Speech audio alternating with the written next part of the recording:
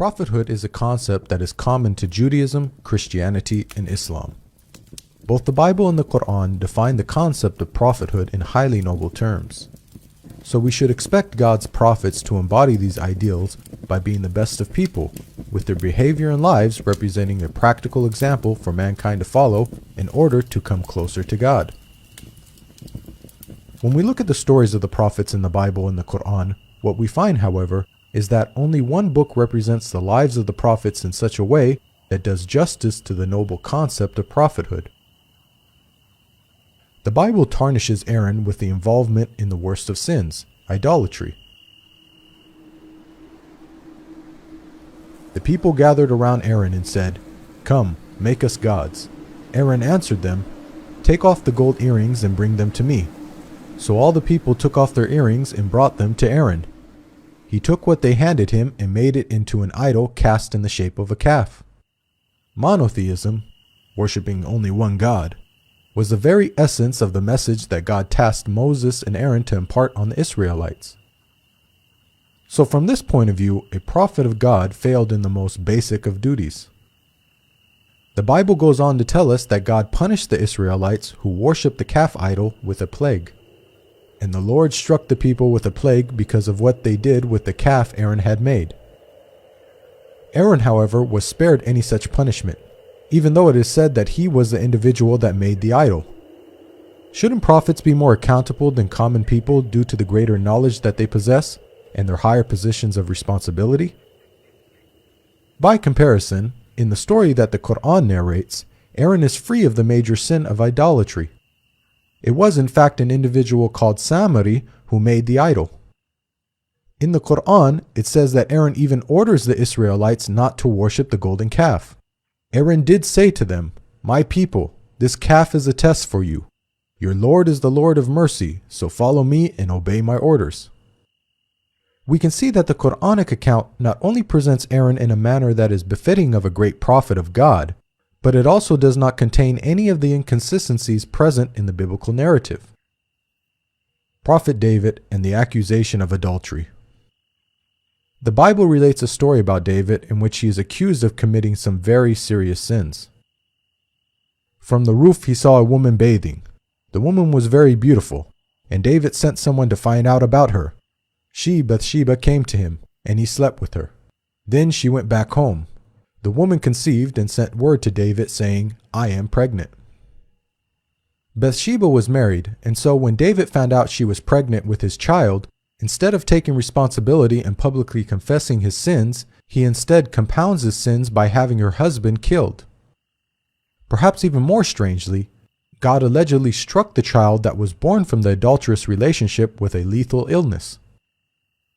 But because by doing this you have shown utter contempt for the Lord, the son born to you will die. This contradicts a basic principle of justice laid out in the Bible. Parents are not to be put to death for their children, nor children put to death for their parents. Each will die for their own sin. So according to Old Testament law, it was David and Bathsheba that both deserved death for their sins, not their innocent child.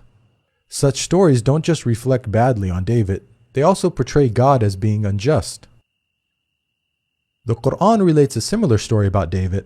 However, unlike the Bible, he does not commit the sins of adultery and murder. Rather, he makes a mistake when judging a dispute between two parties and immediately repents. Then David realized that we had been testing him, so he asked his Lord for forgiveness, fell down on his knees, and repented. We forgave him, i.e., for his misdeed.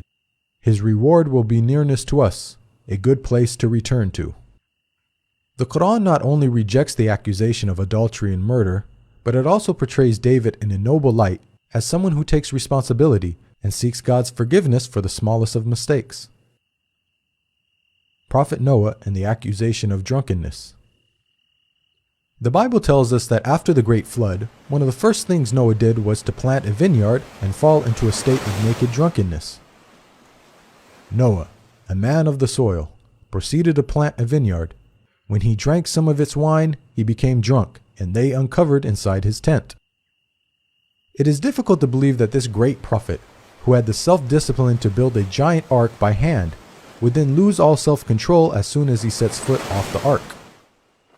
The Bible goes on to tell us that Noah cursed his own grandchildren when he found out that his youngest son, Ham, had informed his siblings about Noah's sorry state.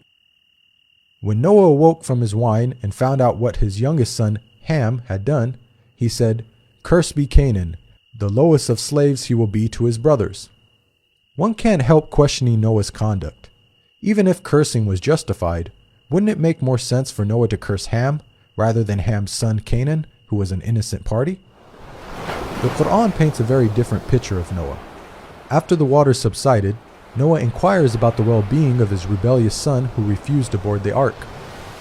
It sailed with him on waves like mountains, and Noah called out to his son, who stayed behind, "Come aboard with us, my son. Do not stay with the disbelievers." The waves cut them off from each other, and he was among the drowned. Noah called out to his Lord, saying, "My Lord, my son was one of my family, though your promise is true, and you are the most just of all judges." Again, notice the stark contrast with the biblical portrayal. Rather than getting into a naked, drunken state and cursing innocent family members, the Quran tells us that Noah, a great prophet and leader of men, but also a father, turned to God with sadness for his dead son. Job and his many alleged blasphemies. The story of Job in the Bible is one of a prophet being severely tested. The story begins with God highly praising Job for his righteousness.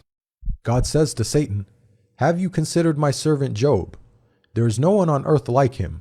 He is blameless and upright, a man who fears God and shuns evil." Satan proceeds to challenge God, stating that the only reason Job is upright is because Job has a good life. Satan predicts that if God were to test Job properly, then Job would curse God. "But now stretch out your hand and strike his flesh and bones, and he will surely curse you to your face." God allows Satan to test Job, and once the trials commence, Job fails to remain patient, and even goes so far as to blaspheme against God numerous times. "Then know that God has wronged me and drawn his net around me. I am innocent, but God denies me justice. It profits a man nothing when he tries to please God." Now, the way the story unfolds is highly problematic. There is the issue of a prophet of God committing blasphemy, one of the worst sins imaginable. Also, the Bible is alluding to Satan knowing more than God in this instance by correctly predicting what would happen. Recall that God asserted that Job was a man who fears God and shuns evil. Satan challenged God by predicting that Job would blaspheme, and so Satan has proven God wrong. Can Satan, a limited and finite being, have more insight into Job than God, the creator and sustainer of the universe? The Quran resolves all these issues in just a few short verses. Job doesn't blaspheme against God. Rather, he blames Satan for his hardship. "Bring to mind our servant Job, who cried to his Lord, 'Satan has afflicted me with weariness and suffering.'" God compliments Job for his patience in the face of such trials. "We found him patient in adversity, an excellent servant. He too always turned to God." Job's righteous conduct in the Quran is exactly what we would expect of a prophet of God. Analysis of the stories of the prophets.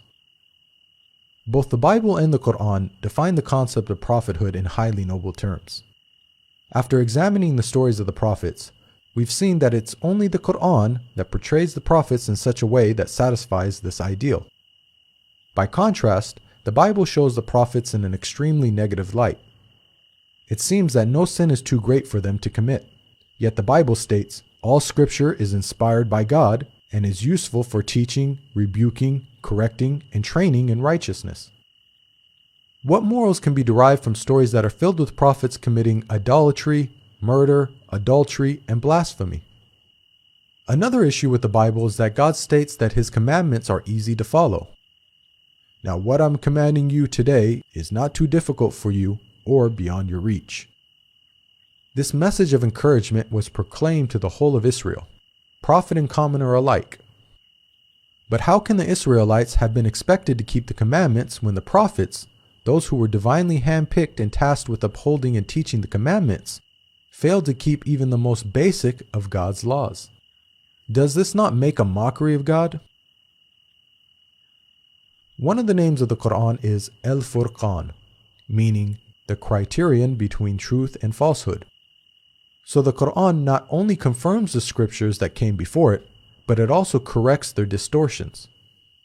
We sent to you, Muhammad, the scripture with the truth, confirming the scriptures that came before it, and with final authority over them, so judge between them according to what God has sent down. The Quran defends God's righteous prophets against the slander and falsehood attributed to them in the Bible.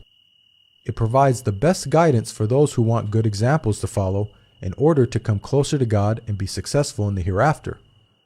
There is a lesson in the stories of such people for those who understand. لقد كان في قصصهم عبرة لأولي الألباب. This video is based on the book Jesus, Man, Messenger, Messiah. To learn more about the prophets in Christianity and Islam, please download your free copy of the book at the link below.